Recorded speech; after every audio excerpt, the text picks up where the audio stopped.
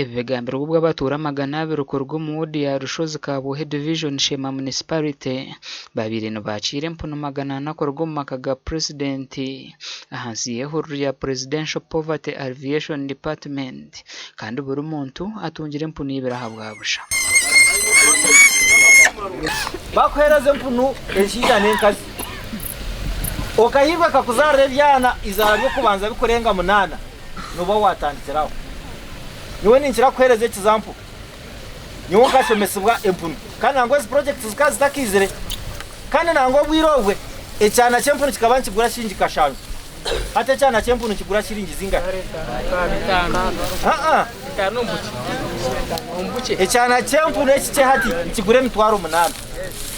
urukureho rurejo makagabo ya president okwetorori hangariyo na Joan Kakwenzere ahabwira abatuyire mpuno ngo kuzirazare baherezeho batahi babo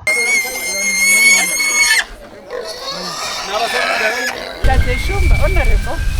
tarabaronzire cyonka natura hakakiko kakubagaba at least last parliament kana tura hakakiko kakugaba sente ka presidential committee nabwo icyo ni mwebaza kinde bugarukiro abo kuba budget yitu those days bakaryongeza President Museveni no kugira ngo takayeshikira burhamwe yakoze so muhabuzuwe yo mu nshonga zo kweyiho mboro Madam Joan Kakwenzire kwija akahika harimwe akabashobora okumurakoze saga matungo guhonare babihire shemire kusima honorable Dickson Zikateshumba nano yabira kwatanise nawe honorable Nyakikongoro kurango bakatorondera project nkeji yizo mu Rukongo shemire kusima President Museveni igana zindi kana ngo mukakikoraje munonga kunu yakumwashikiranye umunyishengero ahabwa Shema Municipality Dickson Kateshumba ujwekirwa muhwezi we Steven Katuyiro munda arabwira abatuyire mpuno uko habande mpano tokakirya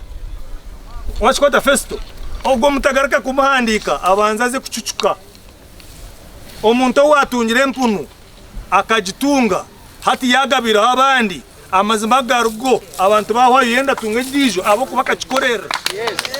umuganda nkago orukureho ruyo kurwana sobwo makaga President Joan Kakwenzire arabwira abatura mu district ya Shemukwe harukuri ya Roni ezo batakubasa kushashora abire nabwa nabebembeze basako ya Karera Model Village Farmers Presidential Initiative Sako yatandikirweho mukuru wihanga. And when we were happy with them, we added another 20 million. So the report they have given us today is very impressive. Sako eyambere munonga abantu uriho mugoro